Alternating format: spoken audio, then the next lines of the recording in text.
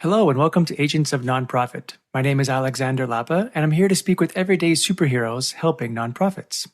Joining me today is Renee Mancino to talk about RFP responses. Renee, welcome to the show. Thank you. Thank you for having me. So I love asking the first question to introduce my guest is, what is your superhero origin story? That is to say, how is it that you came to start working with nonprofits? I'll start with that question first. So would you like to know who my superhero is, or are you going to try to guess after I tell you the origin? I think you're the superhero, and you're telling me your origin story of how it is that you are you. But if you relate to a particular superhero, I'm happy to guess as well. Oh, okay. So my superhero origin story is that I found myself working in a family business for a very long time when I was very young and started out my career, and spent about 10 years trying to take this balance of owning a company, co-owning a company, taking care of my family, taking care of myself. And after 10 years of going at a breakneck speed pace, I made a very difficult decision to step out of the business and kind of find my own path and find things that are interesting to me. And I wandered into the live event production world by happenstance, and just really enjoyed my time working with corporations on how their messaging came across to their audiences, whether it was internal audiences or external audiences, and kind of honed that craft in a smaller agency world, and then went to the global agency world. And COVID actually kind of killed that dream for me. My entire team was let go as nobody was doing any live events for corporations during that time. And I was fortunate enough to meet a lot of partners in that industry, one being Scenic Fabrication. And they took me on board and spent some time redeveloping their business strategies, how they business develop. And from that, I was introduced to the world of interactive media through partnering with other companies on projects that we had won bids on. And so I am currently the creative growth director for an interactive media company called Blue Telescope, and very much enjoying this new chapter of my life. Awesome. And today's conversation is about RFPs, which is request for proposals. And we've had a couple of, actually it was your sister came on to talk about from the perspective of, let's say, a nonprofit or some other type of organization submitting an RFP, and what should be in that RFP document so that proper vendors can properly respond to it. And today's conversation is kind of the opposite side of that equation of how would you and how should you and what are the best ways to answer and respond to an RFP. So I'm curious to know if you could just maybe give us a bit of context of how is it that you came across this knowledge that you're going to be able to share today? Sure. Since I went out on my own and started in the corporate space for production of meetings all the way to what I'm doing right now, I find that the process has been very similar, whereas we are chasing quite large projects. And there has never been a project where it's new business where I have not been involved in this process. And it's pretty much the same steps and the same procedures from the corporate meeting space to what I'm doing right now. And so I would like to say that the process gets easier, but it doesn't. And it's just one of these necessary evils that we must go to. I will say that I find procurement, whatever industry I'm working in, has very similar takes on what the process is. So although I'm not reinventing the wheel, each RFP I respond to has nuances, and you're just always trying to figure out what that secret sauce is to win that job. That word necessary evil, it really irks me the wrong way. To me, that's a sign that something is broken along the way, that there's something that doesn't quite work. And we just are working with this process for now because we haven't thought of something better yet. I was curious to know because I heard they're painful, they're expensive. I mean, I've done them myself, low win rates. So we'll get into some of those details, but let's maybe define at a high level, before we get to some of those details, define at a high level, what is an RFP And how does it differentiate itself from other types of RF type of things? I've seen RFQs, RFIs, RFTs, RFP, every letter basically after the alphabet. So if you can give us maybe just a definition of that and a couple of those, and or how it distinguishes itself from the other RFs. Sure, absolutely. I think it probably makes sense to start in order how we're receiving documentation when we are being potentially solicited to be a partner to an entity. And typically, at times I'll receive with what we would call an RFI. And a lot of times this is mistaken for an RFQ, but I want to clarify that an RFI or a request for information, it's pretty much the way a service seeker is gathering information.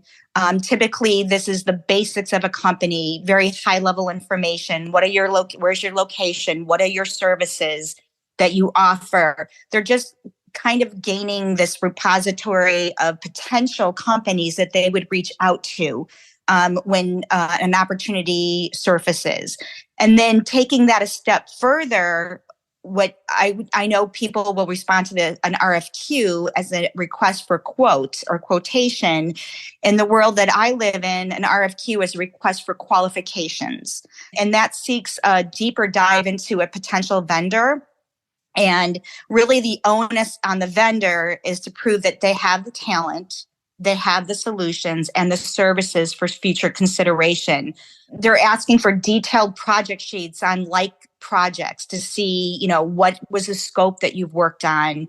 What are the services you provided? Tell us what your budgets look like. Give us your client contact information so we can further vet you out. They're aiming to fully vet potential vendors before an RFP is released, and then they will shortlist vendors based on that information. So that's really what the difference is between an RFI and an RFQ. So an RFQ sometimes will be grouped into an RFP. So the RFP request for proposal. About 50% of the time, it comes in an RFQ as its own documentation. But sometimes a procurement officer will include the RFQ information to be the front end of the RFP. So that all information will stay the same. And then the back end of that solicits information on how the supplier intends to deliver on the job should they be chosen. This includes providing details on their specific project. So there's a real project at hand. We're not just seeking information about, what can you do? We have a project. We are actively seeking partners for that project.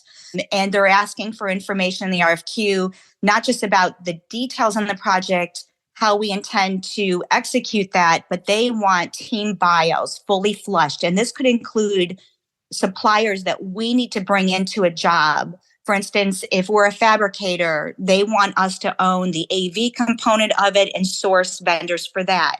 An interactive media partner, source vendors for that. So our bio page can sometimes be up to 5 to 10 pages of partners fully vetted on who's going to be touching this job. They're also asking for a very detailed Gantt chart of the project timeline. We need to show overlap. We need to show handoffs, all of that. It's a very complicated document that we're supplying on that. It's just, I've seen the whole gamut of this. I've worked on RFPs that can be 20 pages up to 100 pages. And the RFP's purpose really is to use multiple criteria that they're using to select the right vendor for the project. And so it can get extremely detailed. Now, I know that you mentioned an RFT, which is a request for tender, and many times this is confused with an RFP. But an RFT in our world, it's not something we typically touch, but it is basically focuses on pricing and contractual terms.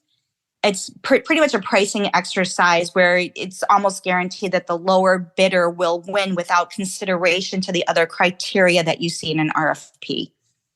So typically, you could go from RFI to a Q to a P, but you don't have to. But my understanding was if you do go through that process, the vendors that are in the queue will most likely come from the I, because there's like a funnel process, right? I is the highest level if you choose to use it.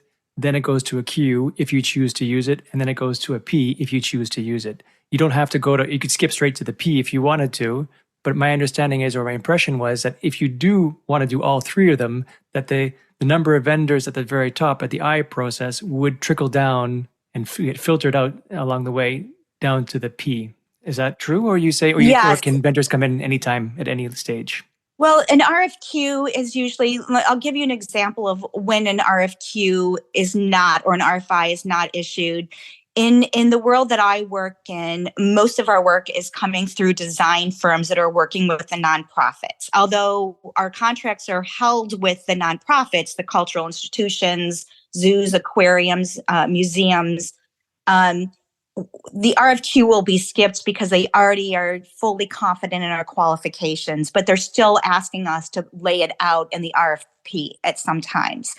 An RFQ is typically used when you are a first time in front of the design firm or the cultural institution. So you're not always getting it in that order. Sometimes it's just going straight to the RFP because they know who you are. Does that answer the question? It does, in terms of the whether you would do one or not. But I was curious to know, the second part of my question was, if you do all three as an organization, a nonprofit, you want to do first the I, then the Q, then the P. Would you typically see, let's say, 20 vendors? Let's say I'm coming up with a number: 20 vendors apply for the I. Of those, a certain number pass that. When the organization does the Q, they'll start with the results of the vendors from the I, or Yes. or there are new vendors introduced at that stage typically? Typically, they're pulling from the pool of the eyes. So they're just getting the high level information. And in that information, for instance, for a fabrication studio, they'll say, okay, how many square feet do they have in there? Can they handle this job? Do they have the ability to execute at all? And the RFQ, so they'll pare it down from that. And then from the RFQ, they're going to get a little bit more specific. How many jobs are they running in their shop or their business at that time? And they're going to pay attention to those things because they're going to want to know, do they have the capacity? Do they have the teamwork? So Q will get fleshed out even more. And you might see, if you're saying 20 get the RFI, you may see 10 get the RFQ. And then from that, maybe 8 to 5 will get the RFP based on the information they receive from the 2 previous steps. Okay, that makes sense to me then. So I get it, right. There's definitely a funnel process if you choose to use each of those processes. So then why are these things so popular anyway? Like, why is it? Let's focus now on the RFP from this point more or less forward. Mm-hmm. So why are RFPs so popular? I know quite a few. I was introduced to quite a few people actually through the means of doing an RFP. It's a long, laborious process. You said 20 pages to 100 pages. This is not something you can do in a day. So obviously there's a desire to do it on the vendor side, but there's obviously a greater desire. There's a need or a problem that the nonprofit is trying to solve that they feel at this moment the best way to solve it is through an RFP. Why is that? So if you look at it this way, an RFP is essentially an audit, right, of potential vendors. Their funding is coming in from nonprofits through capital campaigns and endowments. So they're basically spending others' money, and their onus is to prove that they're spending it wisely. And although, to me, partnerships are more than just the dollar sign. And unfortunately, they're not looking at it that way on the onset. They're looking at, okay, what is the best value for the services that we're asking? And the RFP allows them to make these comparisons side by side of potential vendors and, use this weighted scale. I'm pretty sure every procurement department has a weighted scale of where they place value the most. And it's unfortunate that it comes down to price versus over experience, over, synergy between the people working, the stakeholders from both sides. So I look at an RFP from a nonprofit for my work as more of an auditing process than anything else, if that makes sense. It does. And I've seen the same thing, weighted scales. And I've heard typically that most of the time, unless there's some very strong indicators of value other than the price that organizations typically choose the second lowest price. And then they kind of ignore every other consideration, which is unfortunately really, really sad. Yes, I 100% agree. I've been down the road where, we've walked away thinking, oh, we just nailed it in the RFP. We did a really good job of showing who we are as a team. We thought our prices were good, not the highest, not the lowest, but we really made connections and asked very smart questions to show them the way we think. And, I always ask for a feedback form. When we do not win, I think understanding why you don't win is as important as why you won. So, next time you go into that process with a similar project, you're just armed with more knowledge. And you might look at things a little bit differently. Actually, I see it the opposite. I think it's more common, at least from my perspective, it's more common to ask why you failed. It's less common to ask why you succeeded. Why were you chosen? I love that question instead. I love that question too, but I've experienced it more than not for the attitude to be, well, it's their loss that they didn't choose us. They're going to be sorry they didn't choose us, when you have to do the efforts to find out, all the reasons in a debrief, why the decision was made, whether you won or not. All of that information is important. Right. So let's start then. As a vendor, if you want to respond to an RFP, you've seen it, you're interested in applying for it, it fits the criteria that you're in your capabilities. What would be some high level tips that you can give to vendors to say, okay, make sure you include, these headlines or these titles in your RFP, regardless of whether the RFP asks for it or not. And I'll clarify that what I mean by that. I've seen a few times where the RFP will say, we only want one option, for example, only give us one option, one price point. And yet I've seen certain vendors give more than one, and then the nonprofit or the organization actually likes that. They actually like having that choice. So even though they asked for something different, or maybe they didn't ask for something, there was something in that response that made that particular vendor stand out. So is there anything that you can offer as advice, high-level tips, to how to stand out to be more noticeable among your peers of other people responding to that RFP? Yeah, I do. But I think before that, if you don't mind, I'd like to kind of go through the process when you get an RFP in the door to make sure that are hitting everything, because there are some tips to stand out. But I think it's important to instill a process that is repeatable when RFPs walk in the door, to make sure you're not missing anything. And if you're okay with that, we'll go down that path first. Love it. Yeah, I actually kind of skipped over that, and I think thank you for keeping me honest and bringing us back to that point. Welcome. You're welcome. So, in my role in business development, typically I'm the first person that's receiving something if it's not coming over an email, and because I'm actively pursuing these opportunities, I always like to assign a leader, which is going to be typically myself or another team member that understands the type of work that's coming in, to own this process. You need a first line of defense.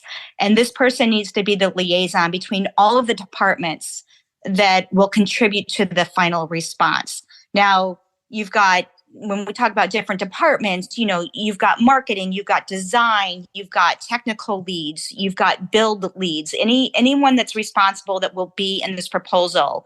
You have to have a leader that is making this communication between all the departments, and also identifying a proposal coordinator for gathering all the information needed, because that proposal coordinator is going to be working hand in hand with the design and marketing teams to create the final product and make sure it's a well-structured presentation.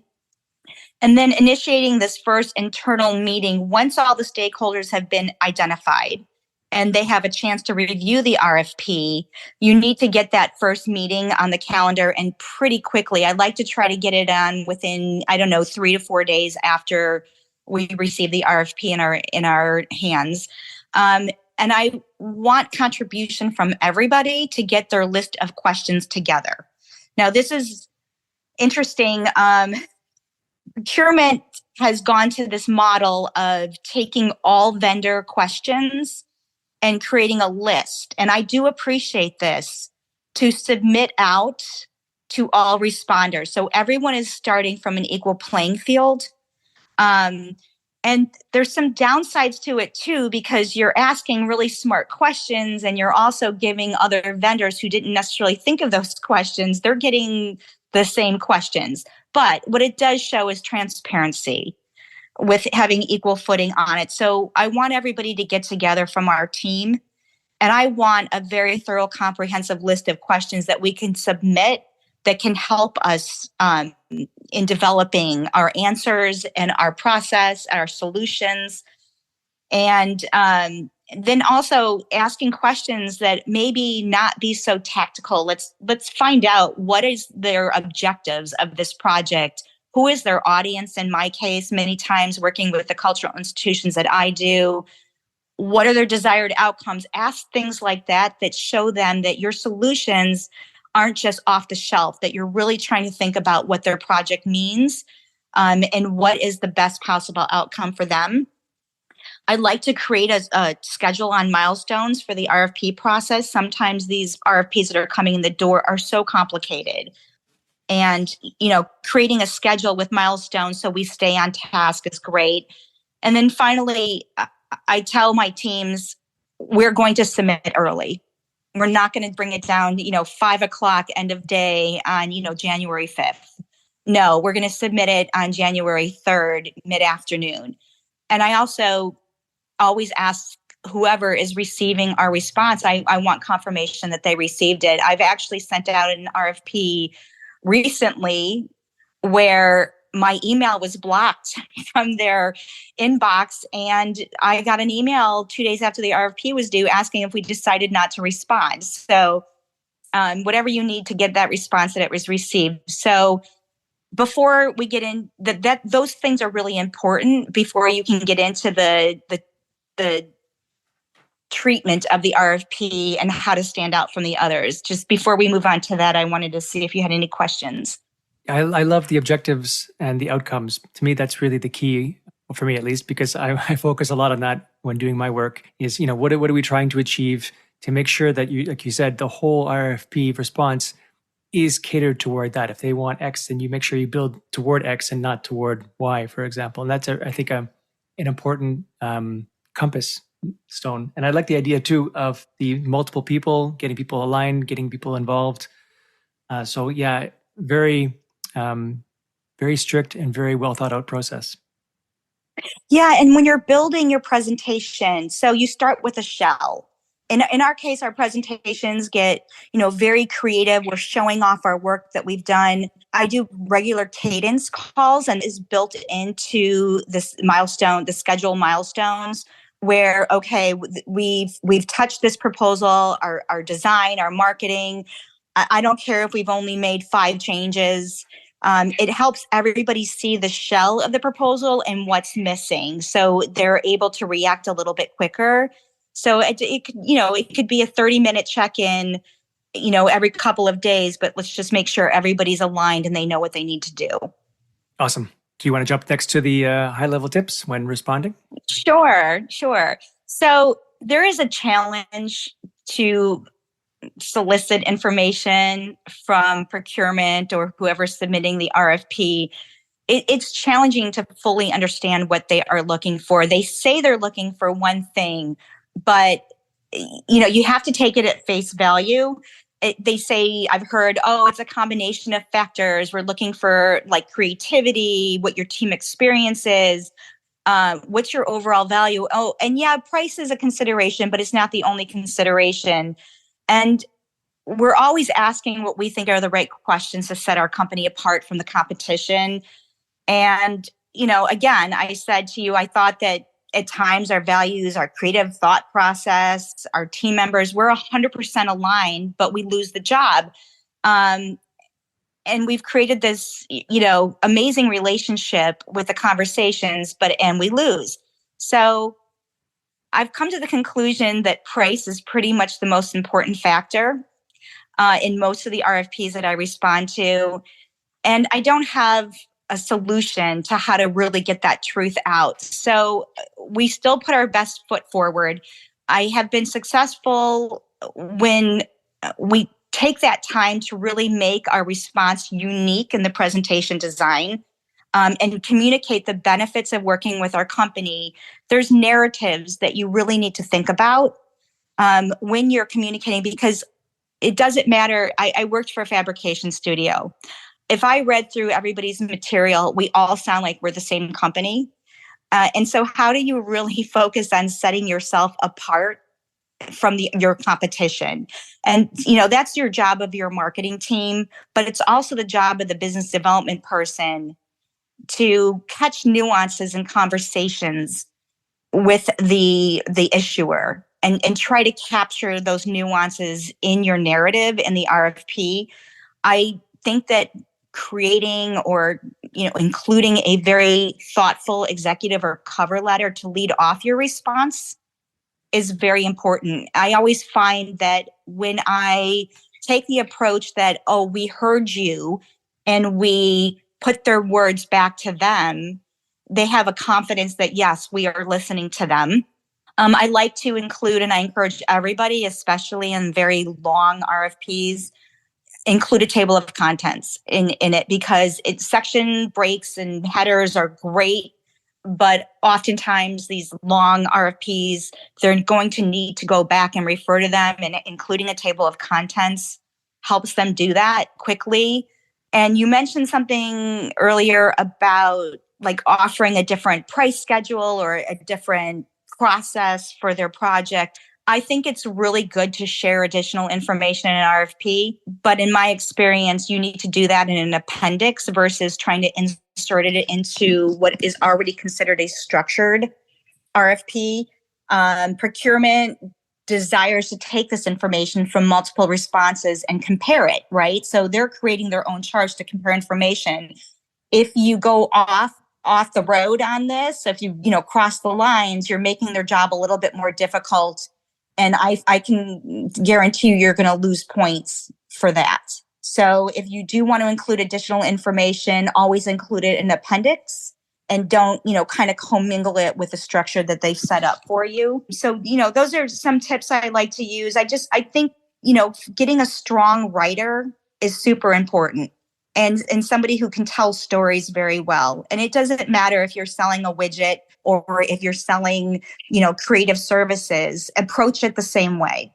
I've seen a very successful response include a video, a very personalized video. And I was actually really impressed by how quickly they were able to put together this video. I'm sure there was some AI in there somewhere, but it was contextual, relevant, inspiring, had some great music.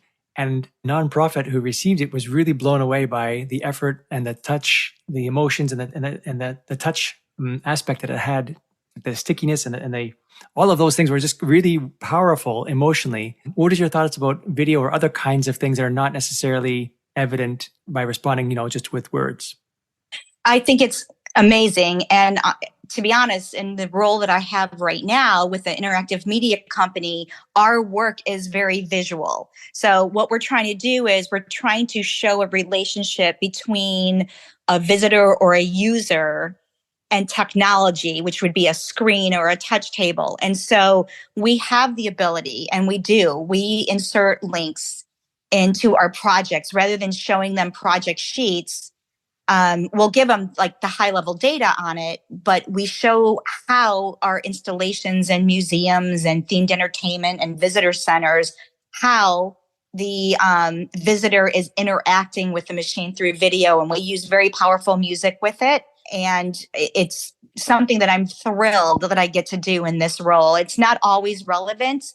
It could be, but this is something that is so intuitive to what I'm doing right now that I'm excited that this is a process that we're using in every RFP that we send out.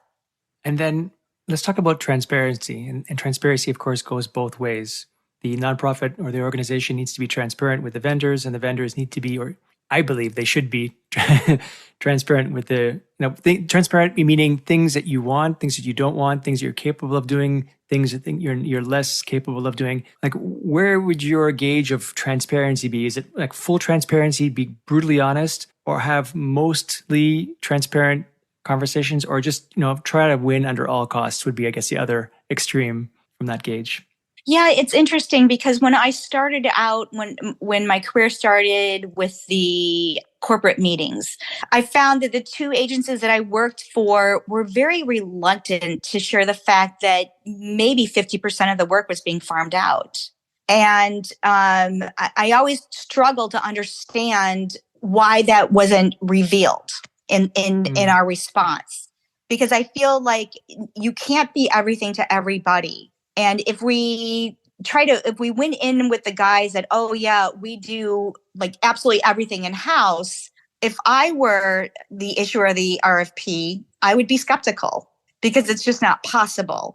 I think it's important to show, you know what, we don't do everything, but we have built a strong team of partners that we trust. Here's our history with them. And you should be, confident that we have this team as a whole, and that we do have the ability to reach outside of our home and work with people that are really the experts in this. So now, in the role I had before, the one I'm in now, and my current role, for example, I'm being asked to source AV as part of our scope. Well, of course we don't have, AV hardware sitting in our shop. We are designers and implementers and producers.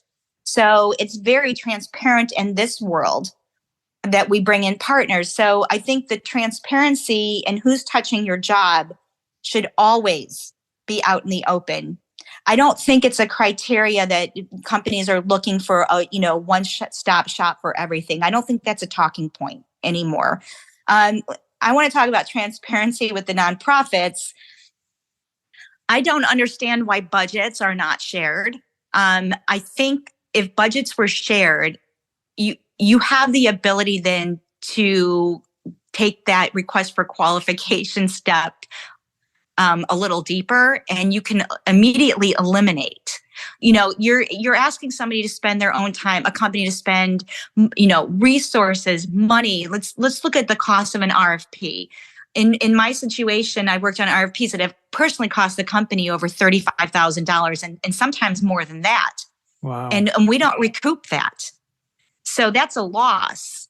And so to me, the issuers of these RFPs, they should have some consideration for the expense and the time and the resources that we put in to being fully committed to this process and wanting to win the job. Now, if our budget comes in, I think number one, the issuer should be asking for best and final prices on the onset. I can't tell you how many times now I see round 2 come in. Now we want your best and final. Why isn't it best and final in the onset? And why are you not sharing budgets? Because we may take a look at a budget and say, oh, this isn't a fit for us. Give us that opportunity to say no before we put in that much time and resources into a project. And be honest about how many bidders you've invited to the table. I typically don't want to take an RFP on if I know there's more than 4 bidders, because I know what that percentage is of us winning. So it does go both ways. Yeah. Budget and bidders, I totally agree. Just based on my own experience of the few RFP processes that I responded to. Had I known those 2 things, it would have been an entirely different game for me, because you can, to your point, you can decide whether it's worth it, and you can make decisions on, well, we can give you I always call it the Cadillac version, or we can give you the scooter version. But the idea is, knowing where their budget is will allow you to figure out the best solution for their budget and not overshoot by too much. Right. And so we have to then, somehow figure out how to talk about value engineering a project then when, we're coming from a place of no knowledge what the budget is. Based on experience, we can pretty much gauge, with similar jobs, what their budget is, but we just don't know. So we have to, automatically put it out there, but we're willing to value engineer this with you. And so then you're at risk, and people don't think about this, but you're at risk of telling them that they didn't think this through well enough. So you don't want to, insult anybody at the same time. So I think I hope, and I've been hoping this ever since I've been involved in an RFP process, that we get to a place where I still don't understand why budgets are not shared, because you want to work with a company that will take a look at the budget and either say, no, we can't do it for this, or, you know what, we could do it for less. People, if you have the budget, I think they're afraid that you're going to say, oh, even though this job's going to cost you 20% less, their budget, so you're going to go in at the full budget. I think that there needs to be a little bit more faith that people are going to be honest through this process. If you don't start from that, then where do you go? Yeah, totally agree. We've already established that, especially when there's a high number of bidders, the chances of winning are low. The amount of time it takes, 20 to 100 pages, $35,000 and up sometimes. Like, how much time? And then we also talked about customizing the response, so it's not just off the shelf copy paste from other libraries. So, is there any kind of metric or indication of how much time a vendor should spend responding to an RFP? Like, I imagine it's, the bigger the budget, the more you should spend on it. But is there anything other considerations besides that factor in determining how long you should spend and how much time and effort and money you should spend building your response? For me, Alex, I feel like there is no rule to that. I think it just boils down to how much do you want the work? And is this investment, if you win, worth the time and effort for a financial windfall, and also to chase similar work where you may have not had that work before and you want it in your portfolio? If you believe you have a high chance of winning, you give it your all, and you don't hold back with resources and, time. And also, what does this mean in our industry? So if I'm chasing a job that we haven't been considered for before and we win it, it's a game changer for us. So those things are really considered. I've instilled a process in my new role where I have a go, no-go process. It's been done before. There's forms. I think it's called the Marin form. It can be tweaked for any industry that you work in. But, I set criteria in the form, and sometimes it needs to be a little bit more customized. But, we talk about everything involved in it. Like, do we know the budget? How many responders are there?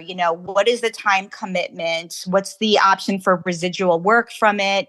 All of these things need to be looked at before you even decide. You have to go through this process before you decide to move forward with it, or to politely decline, to respond to it.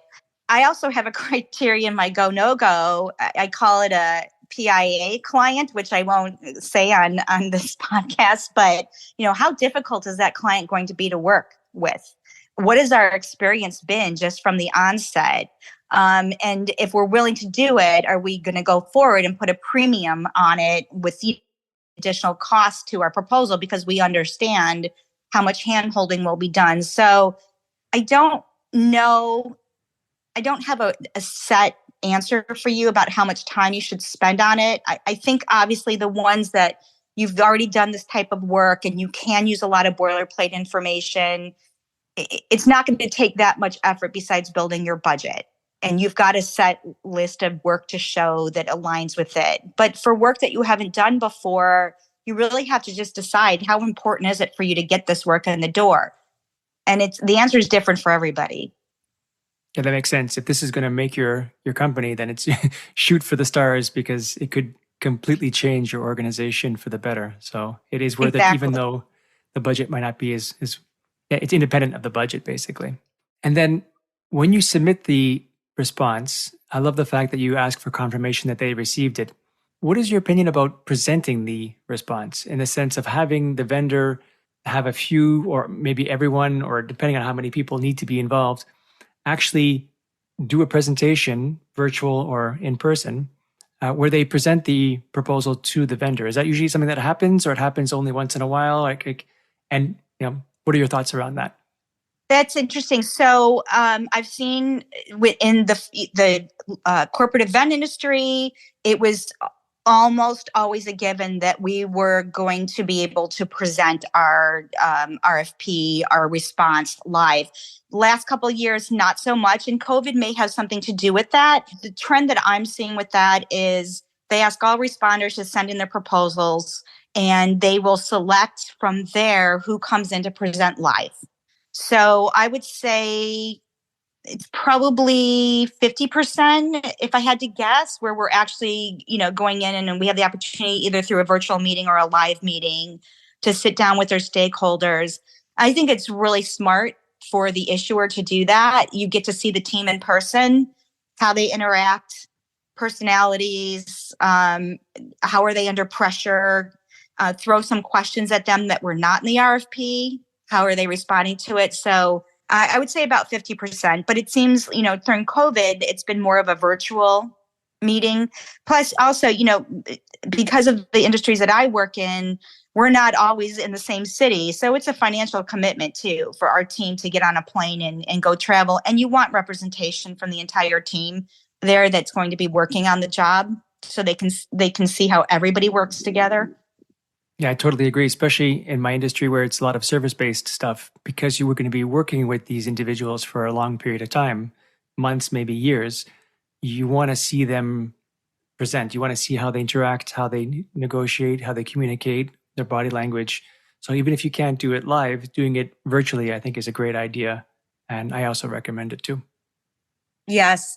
And if you're going to go in live, I have to tell you an anecdote about a recent experience I had. We brought in a new partner that we had never worked with before that was going to be leading the front end of the design on a project. And we've met, they did a tour of our studio, but when we got in the room, we were thrown a question about our work together and our process. And we weren't prepared for that question.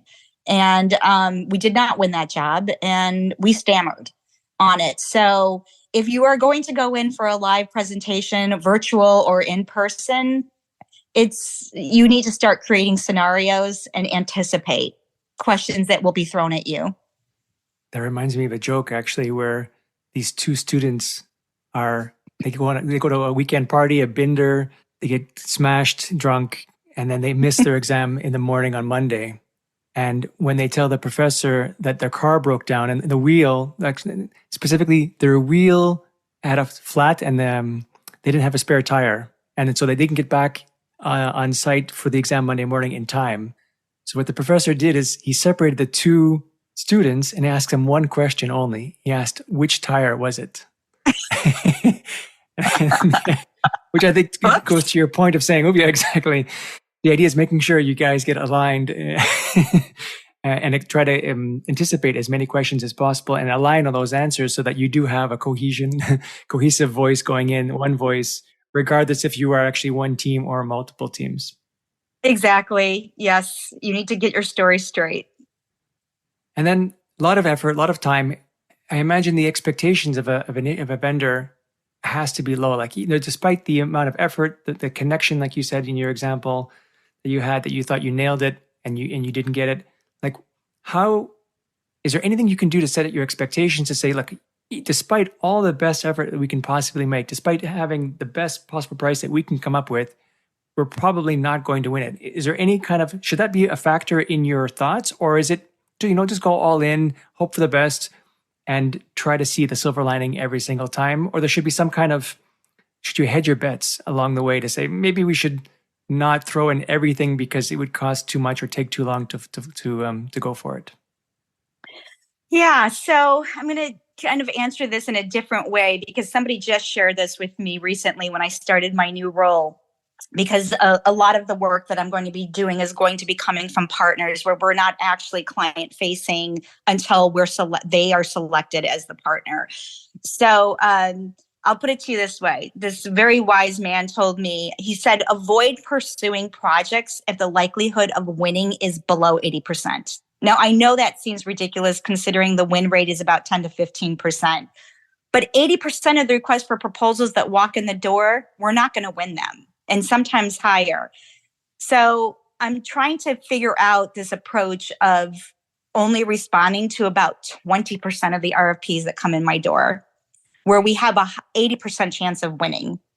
Does that make sense? I mean, I want to focus on opportunities with a high probability of success and prioritize the quality over the quantity so we can use our resources more efficiently and be very selective of what we're pursuing. It is something that's not practiced. I mean, I can tell you every company I have been with feels that, fear of missing out, FOMO. So let's go after everything. And sometimes we're only putting in half-hearted efforts to win it, right? And sometimes we win with those half-hearted efforts because our price was the best. But if you're good at your job and in a business development role, and that's, I get RFPs because of my efforts with business development, I have got to be smarter about the questions to get to the criteria that is going to determine whether we win this job or not.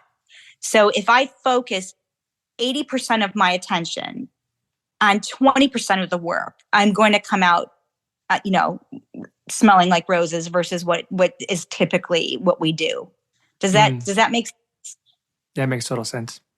Okay. So then looking toward the future, any trends that you see happening either now, in the near future, or in the longer term future? I don't know if you want to weave in if there's any implications about AI or any kind of just general trends that you see regarding this entire process on either side of the spectrum for RFPs. Yeah, it's interesting that you mentioned AI. I mean, I'll kick that question off that, for the past 10 years that I've been responding to RFPs, I've had the same experience. I read all the blogs. I look for, new trends with RFPs. It's something that I pay attention to. And I hear a lot of ideas and, assuredness that this is what's going to be happening. And I'm hoping to see breakthrough trends that will make this process less about what I would call like a recipe for an unhealthy one-sided relationship that we experience in this process, and make it more about collaboration and transparency. But this has not happened. I have not seen anything that was revolutionary in this process. The only thing I have seen, and I would say probably since 2022 is when it's made a difference, is AI. AI supported content. It's omnipresent, and it's only going to get more practiced in responding to these RFPs. We actually did an exercise where we put an entire RFP through an AI program to spit out our answer. I mean, it needed a lot of tweaking, but it was something we just wanted to do to see how that response differed from the response that we gave that was organic. And also I heard through a colleague that procurement is onto this. They're wise to this practice. And they received an RFP that one of the terms was they're providing guarantees and assurances that the responders will not use an AI tool to frame their responses. But that's a little bit funny now because there's AI tools to check AI tools now. An AI tool is used now to paraphrase an AI generated content. So I don't know how we're going to get away from it or what the next AI trend will be. But to me, that seems to be the only thing I can predict. I can't see things changing unless responders are flat out just saying, no, we're not going to go through this expense. We're not going to go through the time. You know what? We'll collaborate with you. We understand that you need to select vendors, but what else can we do besides this document to become a trusted partner? And I don't know what that is. I've been looking for it for 10 years. Well, the search has to continue, I guess. But for now, Renee, I want to thank you so much for your time. And I wanted to know if you could share how, if there are people listening who have some follow-up questions, if there's ways that they can get in touch with you to do that. Sure, absolutely.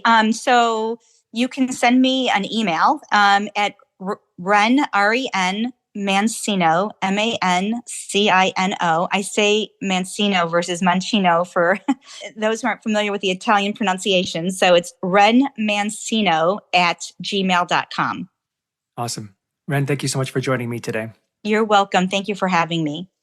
All right, that's it for today. I'm Alexander Lapa, and I hope you join me again in the next Agents of Nonprofit.